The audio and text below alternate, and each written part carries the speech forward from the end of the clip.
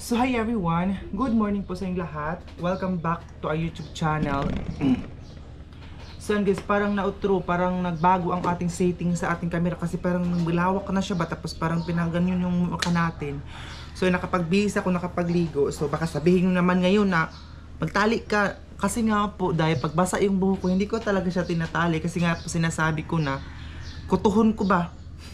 Hindi ko ikakaya doon, madadami yung kuto ko ba pag yung basa, patingnan yung buko, di siya masudla, hindi siya masuklay kayo. Grabe kagahi, day. Ganito yung struggle ko pag galing ako ligo, pag magsuklay ako, sobrang aga akong gumising kasi nga po aga yung klase ko ngayon. 7, sobrang hirap day pag maaga tayong gumising. So magko-coffee lang tayo, ayan coffee ngayon. Ayan itim pa naman yung so mamaya magko-coffee ako dun sa school na naman para hindi tayo inaantok. Kasi kagabi may sinasagutan ako, dami kong mga papers na ginawa kagabi. Na sinagutan ko lahat yung mga activity kasi nga po ngayong November, end of the namin first semester. Ngayong November, next month, October, next month, dali lang. So kaya madami kaming hinahabol na mga kasi nga po may activity kami, maraming ngayong foundation. So alam niyo po ba guys, naka-appreciate ako sa latest vlog natin kasi maraming nakaka-appreciate sa kwento ng buhay-buhay natin. So, by the way, sabi niya, mag-part 2 ka naman sa sa kwento. Wait lang. Hindi ko alam kung paano ibalik yung dating natin, guys. Kasi, parang ang lawak ng Comment kayo kung tama lang ba ang ko. Kasi parang hindi katulad dito dati ba? Ang setting. Hindi ko alam kung bakit nagbago siya. So, nagcha-charge pa kasi ako before ako umalis ngayon. Nagcha-charge muna ako ng aking cellphone. Kasi papunta ko nga sa eskwelahan. So story time muna, hindi pa ako kumakain. Mamaya na ako kumain pagbalik ko na galing sa eskwelahan. So magko-coffee lang ako. Papakita ko din sa inyo, may coffee din po kami sa eskwelahan guys. Ano siya? Sobrang tamis niya, parang chocolate ata, parang cocoa, ganun. Adi, hindi talaga masukla yung buhok ko. Nag-shampoo naman ako, pero hindi na ako nag-conditioner kasi doble-doble ng gasto. Hindi na ako gumamit ng conditioner kasi nga po dahil yung ibibili natin ng conditioner, ibibili na lang natin ng itlog, ibibili na lang natin ng noodles para konsumo natin. So, sana hindi po kayo mag-skip ng ads natin. Gusto po mag-follow sa aking Facebook. Ang Facebook ko po ay Gian Campos po yung aking Facebook account. Nandun po sa comment section guys. Please punta po kayo sa comment section. Tapos, tuplo ko lang, anuhin lang po nyo yung nakapin po yung link na aking Facebook. Tulpukin nyo po. Tapos, maka-follow kasi maraming sa ano ba yung Facebook mo? Ganito, follow kita, ganyan kasi nagla-live din ako sa Facebook dai.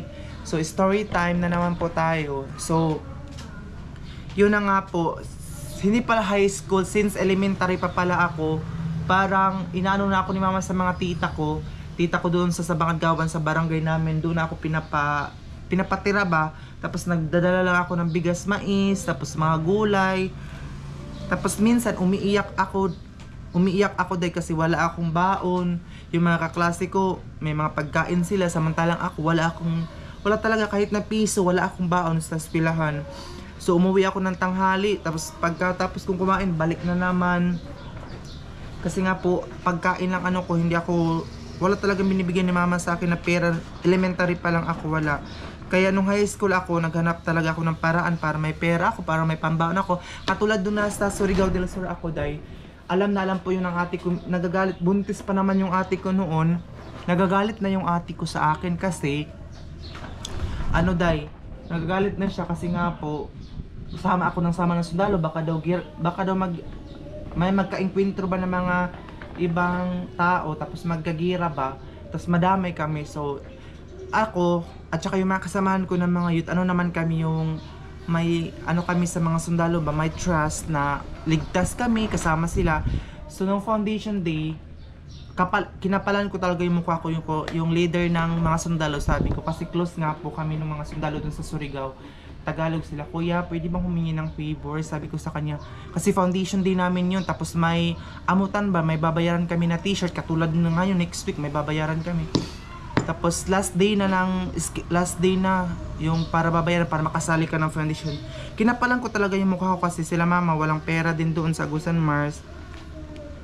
So kinapalan ko yung mukha ko, sabi ko, kuya pwede maghingi ng favor, pwede bang, ang sabi ko sa kanya, hiram, kuya pwede ba manghiram ng pera sa'yo kahit 500 pesos kasi iamutan ba, ibibigay ko sa teacher namin para makasali ako sa t-shirt kasi ano siya, t-shirt at saka jogging pants. Sabi ni kuya, sige no problem, ihatid ko. Ang layo ng kampo nila din ng mga sundalo, pero hinatid talaga niya, nakakotse siya, hinatid talaga niya doon sa eskwelahan namin. Sabi niya, oh nandito na ako sa labas ng gate, puntahan mo na ako, nandito na yung pera, ganito. Sobrang tuwa ko talaga. Alam niyo ba, dahil na-shock yung mga kaklase ko bakit ako sigaw ng sigaw, kasi sobrang happy ko na yun, kasi akala ko hindi ako bibigyan ng pera ni kuya. Pag ano talaga, lesson learned talaga sa akin kapag mabait ka talaga sa ano mo, sa kapwa, or yung makikisama ka sa kanila, may mga taong handang ding tumulong sa iyo kapag makikisama ka, ganun.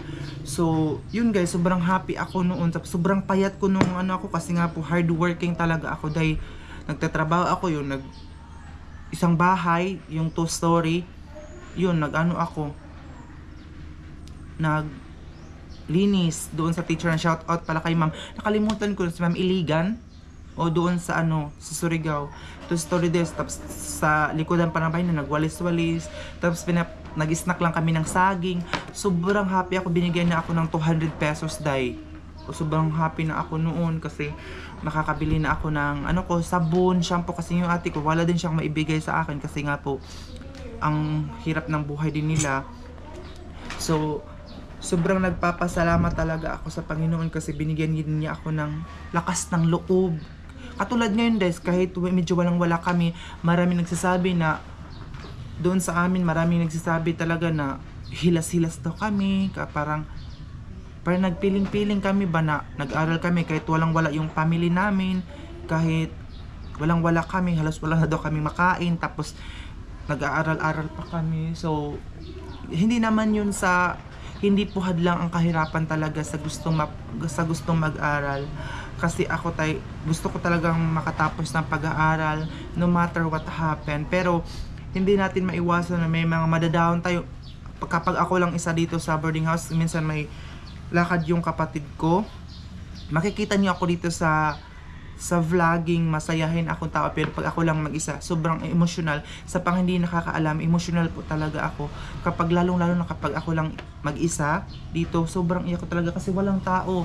Pag ako lang isa dito, walang tao dito sa paligid, kasi dito nagtatrabaho din, tapos minsan wala sila dito. Tapos yung kapatid ko minsan doon sa cousin ko, maggala siya doon ba, tapos ako lang sa dito, na-realize ko, Diyos ko, sobrang hirap pala mag-isa.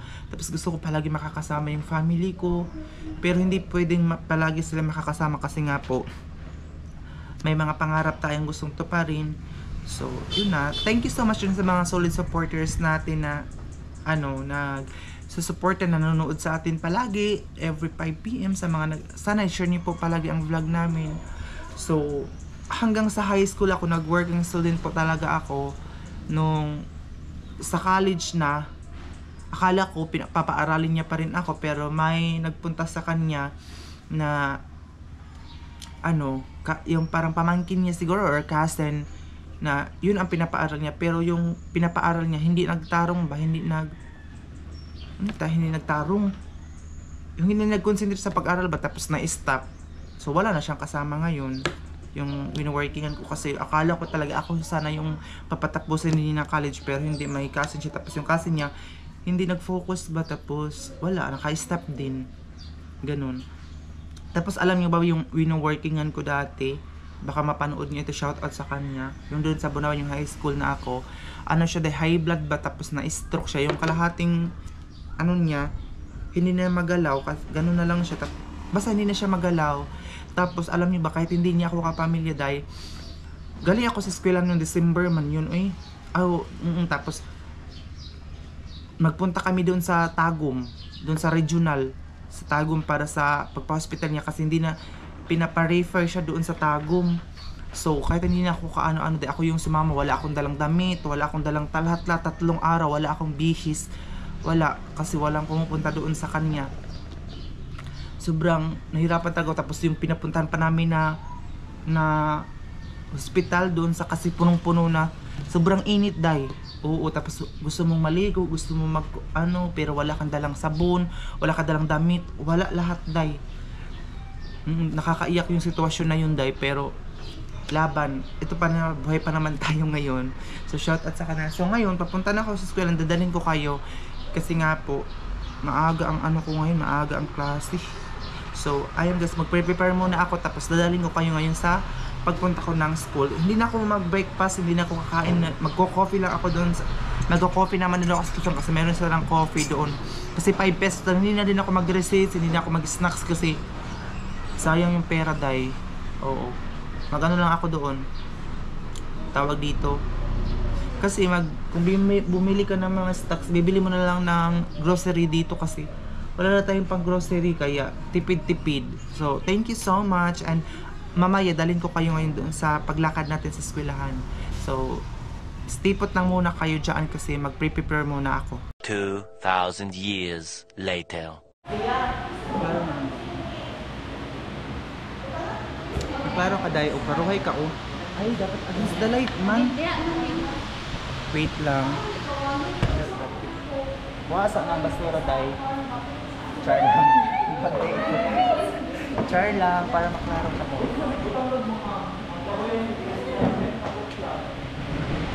Mahulog para ako. Eh, gusto na ko. Gusto ka ta. Okay, ingat. May budali ba? Wala mag-ingat. Initan.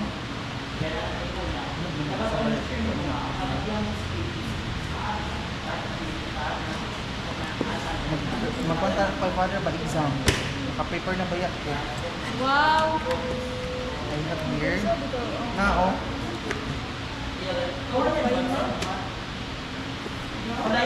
Exam ko pa para nila. Exam ko po sa linguistic.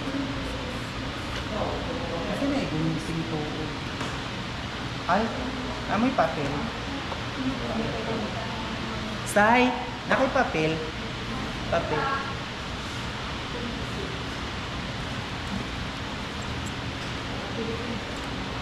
Ay, wala ko papel.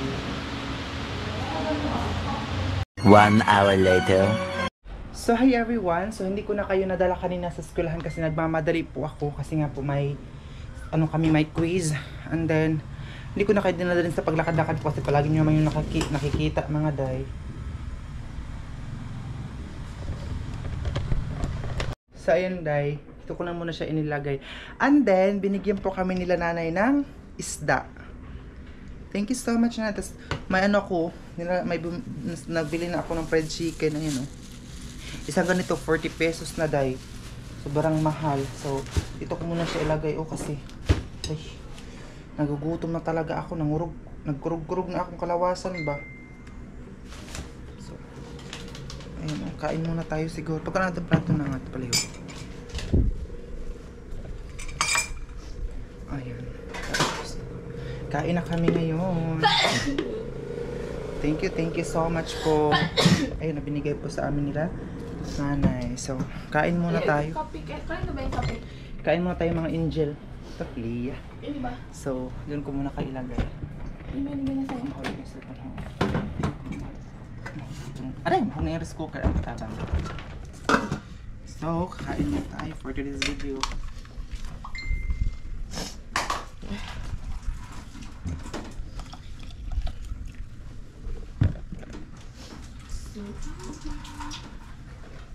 So, ibang viewers natin, no? Maraming mga sinasabi pero thank you so much pa rin mga day kasi nanonood kayo sa vlog ko. Ito pala yung fried chicken na binili ko, 40 pesos. So tapos hindi ako na-expect na kami na nanay binigyan ng ulam. Thank you so much. Kung asungkan sa dala na itong tuyo tuyong ang laom.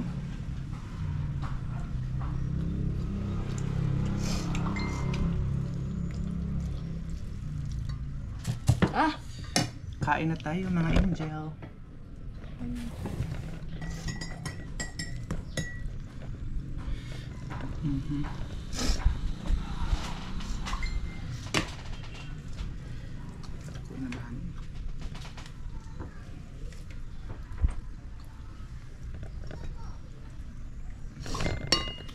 Thank you, Lord. Kain tayo mga day. Sarap, may favorite pa naman, pansit na. Thank you so much, nanay. Samdingin yung pansit. Sarap.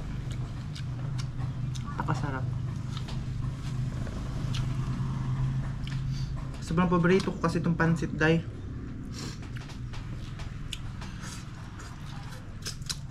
Sugba yun, paborito. Sugba na ba yan?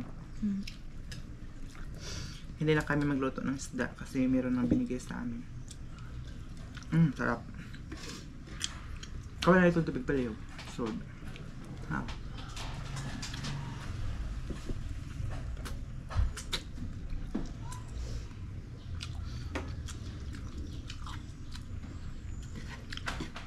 Grabe ang gutom ko, day.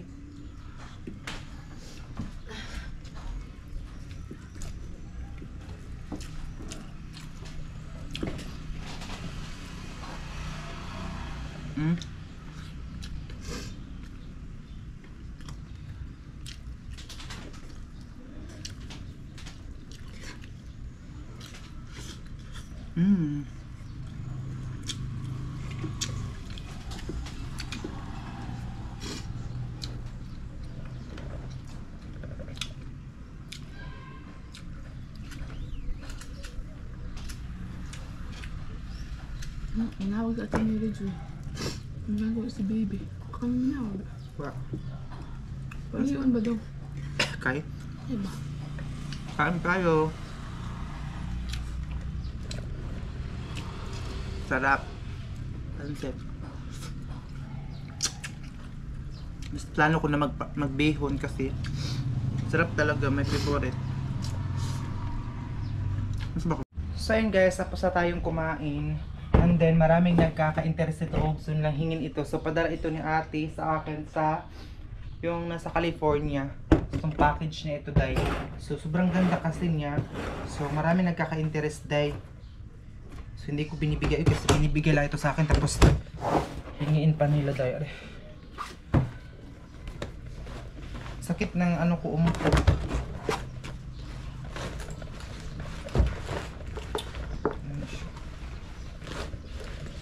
Kailangan natin magsikap ng pag-aaral para in the future meron din tayong makukuhang rewards.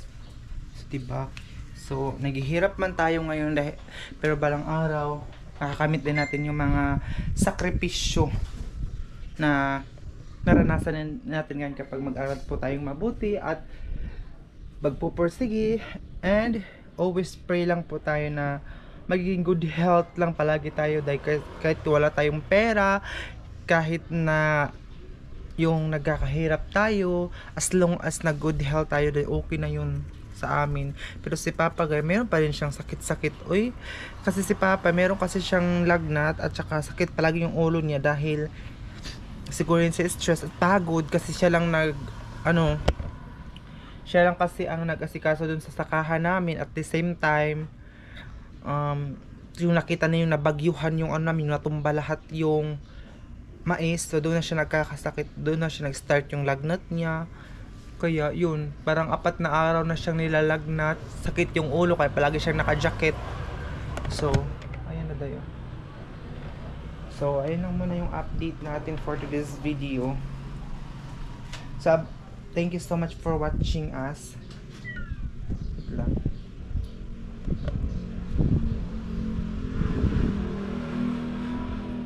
So, ayan na dahil.